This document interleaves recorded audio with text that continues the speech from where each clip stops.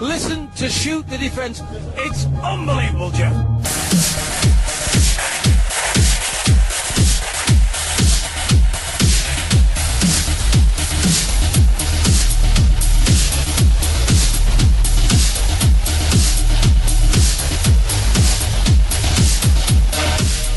Hello and welcome to a very special edition of Shoot the Defence, brought to you by the FNX.Network and My Sportswear. I'm your host Stel, and I'm joined by an absolute giant of the UK hip-hop scene, a 14-year veteran and a pioneer of the industry. Ladies and gents, it's Trim. Trim, welcome to the show, mate. Really great to talk to you. How's things? Alright, man, alright. I wouldn't say hip-hop scene, I'd just say, yeah, I'm a part of the UK scene. Well, you're a pioneer, and that's all that matters, man. Yeah, man. Excellent. What's happening, though, man? Yeah, all good, mate, all good. Listen, I just need to go through a few bits with you because I've been a big fan of yours for a very long time. You know, you first came to prominence back in 2002. You cut your teeth with the Roll Deep crew. That actually didn't mean to rhyme, actually. Before we get into that, where did the name Trim come from, and did you get much grief about the Taliban Trim moniker, given that 9/11 was still fresh in people's memories? No, didn't get no trouble with that name, Taliban Trim. People actually liked it at the time. It was relevant, I suppose. And yeah, the name came from me coming to football all the time with a picky gym and my friends calling me Trim Van instead of Trim. So when I used to go football for Concord with a couple of lads, yeah, I used to always turn up to the place with a picky gym. So yeah, man, that's where it came from. Excellent. Well, look, they say the most memorable moments in a person's career is the beginning. Now, your musical influences range from the Notorious B.I.G. to Pete Tosh of the Wailers, but your music career really took off when you joined Roll Deep. Now, tell us about your experience working alongside the likes of Wiley. Working with Roll Deep, though, was it was a eye-opener. Like anything in life, you got what's the word? Yeah, you got to make mistakes to know yourself. And I feel like that was one of my mistakes that made me and made me realise what I want from music. And yeah, man, like what music I wanted to put out there and stuff, and the person I wanted to be. So yeah, man, like it was a learning curve, and I feel like a lot of my early stuff was a learning curve and helped me be the person I am today, man. Fair enough. Well, look, the next question is actually the first one I thought of. Your voice, it's changed. It's changed a lot, and I seem to remember you having a very, how shall we say, croaky style when you first broke through. Is that like a deliberate change that you've made, or is it just something that you use to get you in, so to speak? I feel that I've got many different characters, personas, egos, and one of them, the harsh voice, I would call Lord Sif, because that's the dark side, and or Sif Trim. But yeah, man, I've still got that voice, and I use it from time to time, depending on what beat it is and what world I'm in. Excellent. Well, look, tell us about 1-800-DINOSAUR presents Trim. I know you've released over a dozen mixtapes, but what were the main differences you noticed between recording with 1-800 and your own concoction, so to speak? My own concoction, for one, was me and my manager, who at the time wasn't that good at engineering, and neither was I, but we had Logic on the computer, and he had his own studio, so yeah, it was just all DIY. Right. So I was recording myself sometimes and EQing myself and writing and just sitting in the studio by myself, just trying to lick out tunes. But working with 1-800 was different because it was more of a case of they wanted bars that they can do tunes around. So I had a few tunes that were like templates, and then I used them to write lyrics, and then they took the lyrics away and built songs around them, a majority of them, apart from a couple.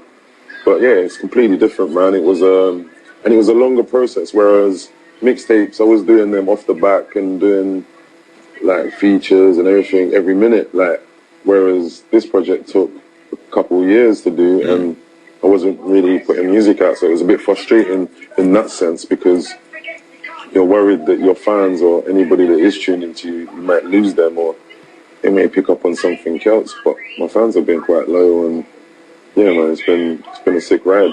Great. Yeah. And James Blake, he made the name for himself in 2009 with his electronic music style, although, like you, he was influenced by many other genres, one being dubstep. Now, in an interview with FNX.Net, Blake said that he was drawn to your freestyles on YouTube. Did you know much about him when you were approached to work on the album? So wait, did I know anything about him before he approached me, Yeah. or before we've done this album? Yeah. He remixed one of my songs called Confidence Boost. Right. Yeah, so I didn't know much about him then. I heard like a couple things still, but it wasn't like, yeah. And then he remixed my song, and then I got a lot of people at me on ringing me and saying, "Raw, fam, like, you know who this guy is though?"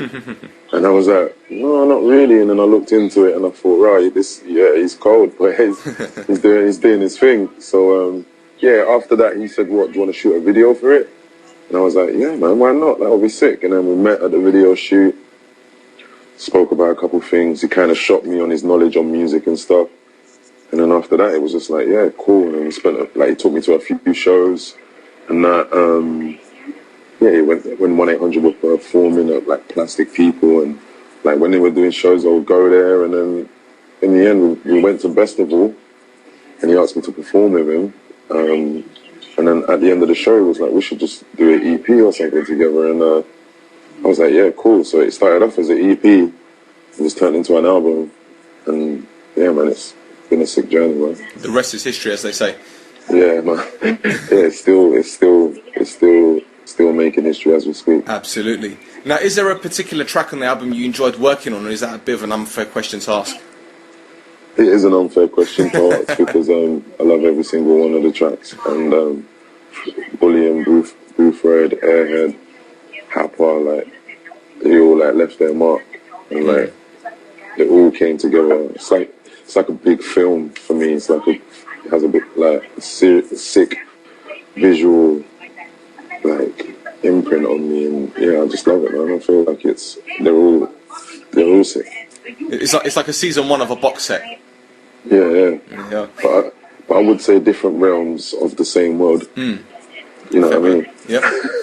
Absolutely. So the album's out now. How can our listeners get hold of it? Do you know what, bro? It's everywhere. It is actually everywhere. The other day I got a tweet that it's in Hollywood, like a shop in Hollywood, like that. It's everywhere, man. It's amazing. If you can't see it, then you ain't looking hard enough. Just type in Trim on iTunes and I'll pop up. Brilliant. Right, on to football quickly. Which team do you support? I support United. Excellent. There's only one United, right? Yeah, Man United. There you go. Well, listen, I'm sure we can agree that the last 3 seasons have been dreadful for United standards, although winning the FA Cup after a 12-year drought was a shining light in Van Gaal's torturous tenure.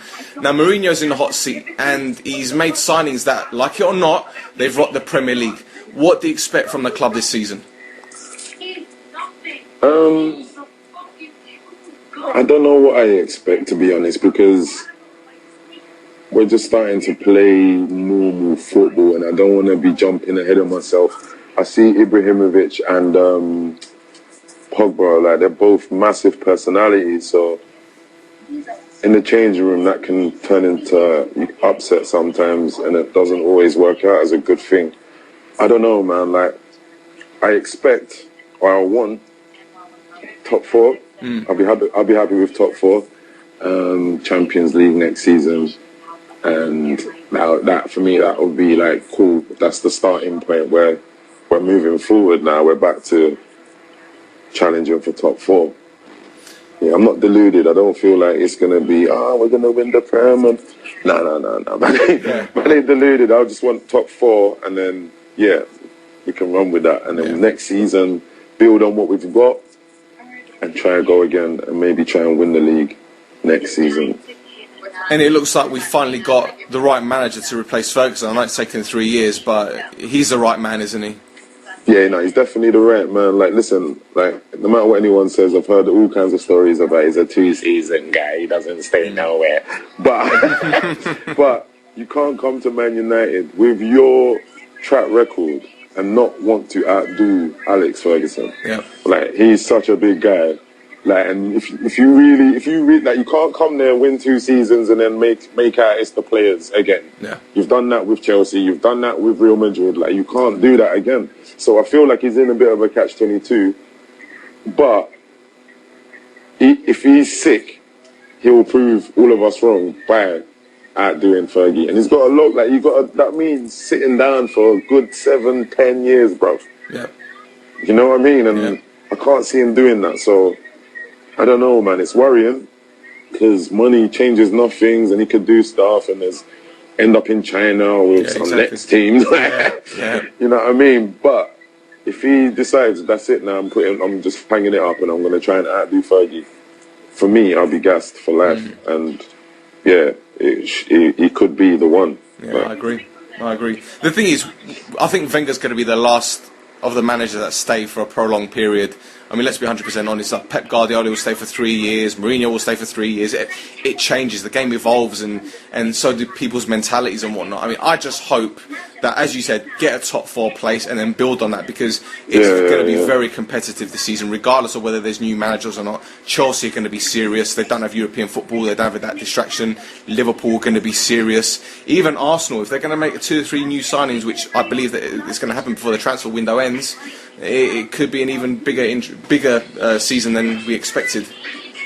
Yeah. It's good. I think this whole season is going to be like a Champions League kind of season, you know, like it is going to be very intense and games are going to be mad. But yeah. No, I just want top 4, man. I just want top 4. Please, God. just let man, like, because you know what? These 3 seasons have been hell. And I know some man have been through it, but I'm not used to this, fam. I'm definitely not used to this. It's like, what's going on? Like, it's intense. Mate, I just want, top 4, please. Try be a United fan in the mid to late 80s. It was brutal, trust me. It was brutal. Bro, I was 84. I was born in 84, so I didn't really feel it yet. But we didn't go through like winning all that. It wasn't always ups for us. It hasn't always been ups. We've had downs, but not this deep. 7 from that. Try going to school when you're 9 years old after just losing 5-1 to City away. It's not pretty. Yeah, no, that's miserable stuff. Oh, mate. Well, look, just one more question for football related. How many times have you replayed that Pogba Stormzy video? Couple times, eh? Like, you know what? I think the shock value was sick. The way it all came out and everything. And to know that he wanted to do that as well was, you know what? It's sick. And I didn't even know Stormzy supported Man U. So, no, neither did I. Yeah, tell him I said love. Brilliant, wonderful. Well, Trim, listen, really appreciate your time, mate. If you ever feel like coming on the show to join in our Premier League reviews, we'll get Leon on as well, and we'll make a really good go of it. What do you reckon? Yeah, no, definitely, man. But you know what, Leon's pissed right now. I don't really want to talk to him. He's a bit upset. There's a lot of stuff going on. Wenger's been lying to man. Like, I listened to his podcast the other day. If you ain't listened to it, please shoot the defence and listen to that. Yeah, now he goes ham on that, and yeah, I want to stay away from him until after the transfer thing, and he calms down and understands that, you know, Wenger's never gonna change. Fantastic. Brilliant. Trim, really appreciate your time, mate. Thank you ever so much for agreeing to be on the show, and hopefully we'll speak soon, man. No, definitely, man. We'll be in contact, man. Love, fam, and thanks for having me. Excellent. All the best. Thank you very much, and good luck with the album. Thank you, bro. Yeah, no, definitely, man. And Cheers, good luck mate. with the show, bro. Thank you very much. All the best, man. Speak to you soon. Bless up, man. See you, mate. Take care. So that, guys, was Trim. Hope you enjoyed the interview. I sure as hell did. Give him a follow on Twitter at @TrimTally_. His album 1-800-DINOSAUR is out now, and I really look forward to having Trim back on the show. I really enjoyed that interview. So guys, that's us for now.